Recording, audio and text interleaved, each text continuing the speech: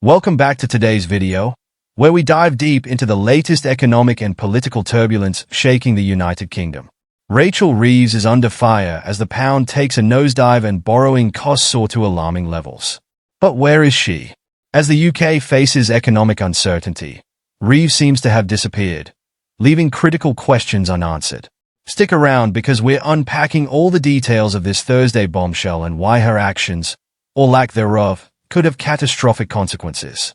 But before we jump in, make sure to smash that like button and subscribe to the channel for more engaging British political insights. Shadow Chancellor Mel Stride didn't hold back during a heated House of Commons session. He called out Rachel Reeves for going into hiding as sterling plummets and UK borrowing costs surge. Stride's accusations were sharp and direct, questioning Reeves's leadership at a critical moment. He highlighted the soaring premium on UK borrowing compared to German bonds, which has now reached its highest point since 1990. To add to the chaos, 30-year gilt yields have hit levels unseen since 1998, and 10-year yields are now at post-2008 peaks. The pound has tumbled from a summer high of $1.34 to a 15-month low of $1.23 against the dollar. Instead of addressing these urgent economic concerns herself, Reeves sent Chief Secretary to the Treasury Darren Jones to face the grilling. This move hasn't gone unnoticed. Dame Harriet Baldwin, the former Treasury Select Committee chairwoman, accused Reeves of fleeing from scrutiny. Meanwhile, Jones dodged direct questions, refusing to confirm whether Reeves had already left for a trade trip to China amidst the unfolding crisis. During the heated exchange, Stride laid the situation bare. Every pound we spend on debt interest is money we cannot spend on the public's priorities. He accused the Labour government of reckless borrowing, which has driven up tax hikes without offering real benefits to the British people. Stride didn't stop there, calling Labour's approach a taxing and spending spree that is wasting the efforts of hard-working Brits. Jones attempted damage control, insisting the markets are still functioning in an orderly way and reaffirming Labour's commitment to fiscal rules. But his attempt to shift blame onto previous governments fell flat as he tried to deflect criticism of the current economic turmoil. Meanwhile, Reform UK's deputy leader Richard Tice issued a stark warning, stating that the UK is heading toward a financial crisis. He urged the government to cut unnecessary spending and slash wasteful regulations to foster growth.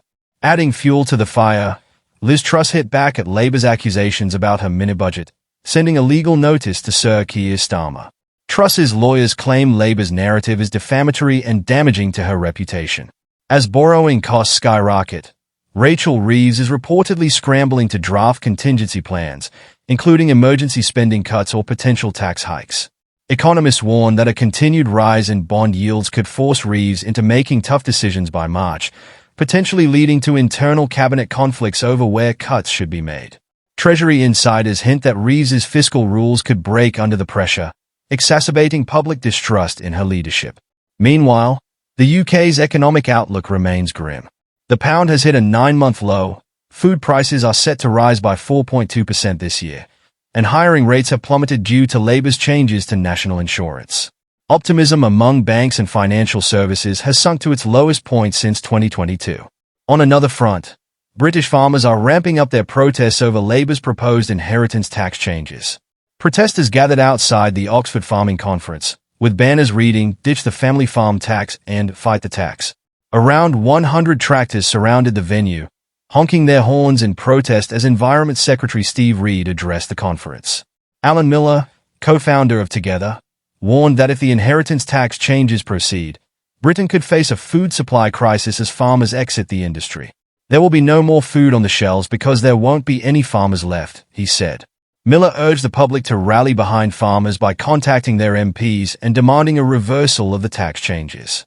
Farmers have vowed to escalate protests throughout the year if their concerns are ignored. Steve Reed defended the tax changes as a difficult but necessary decision forced by the state of public finances. However, he acknowledged the uproar, stating, "It wasn't something we intended or wanted to do, but we saw the state of the public finances." So, what are your thoughts on today's stories? Do you think Rachel Reeves can turn things around and steer the UK out of this economic storm? And should Labour reconsider its inheritance tax changes to support British farmers? Let us know in the comments below. If you enjoyed this video, please give it a thumbs up and don't forget to subscribe for more updates on British politics and beyond. Thank you for watching.